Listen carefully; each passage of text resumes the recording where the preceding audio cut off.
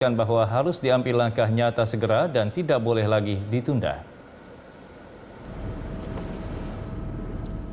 PBB mengingatkan bahaya nyata dari perubahan iklim di dunia. Penelitian yang dilakukan oleh Intergovernmental Panel on Climate Change (IPCC) menyampaikan lampu merah bahaya yang terjadi, mulai dari gelombang panas ekstrim, kekeringan hingga banjir.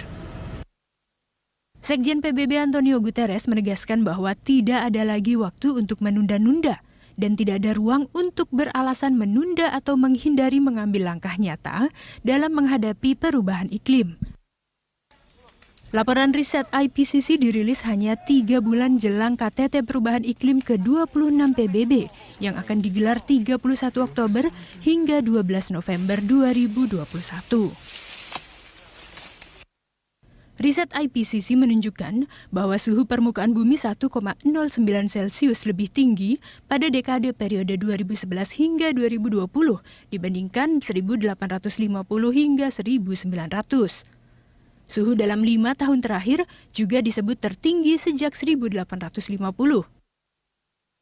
Kenaikan permukaan air laut hampir 3 kali lebih tinggi dibanding periode 1901 hingga 1971. Faktor pengaruh manusia disebut 90% merupakan penyebab berkurangnya glasier sejak 1990-an dan berkurangnya es di lautan Antartika. Pemanasan global termasuk gelombang panas lebih sering terjadi dan lebih intens sejak tahun 1950-an. Dalam beberapa waktu terakhir, bencana terkait iklim terus terjadi, termasuk kebakaran hutan yang melanda wilayah di Yunani, Turki, hingga Italia dan California. Demikian juga hutan Amazon yang sejak awal tahun telah mengalami lebih dari 250 kali kebakaran. Kota Venice di Italia juga terendam banjir yang tidak biasanya terjadi di bulan Agustus. Banjir terjadi akibat naiknya air laut dan gelombang pasang yang tak biasanya terjadi. Para ilmuwan menyebut bahwa sejak 1970, suhu permukaan bumi naik dengan fase tercepat dibanding periode 50 tahunan pada 2000 tahun terakhir. Perubahan iklim juga telah mengubah support system di bumi.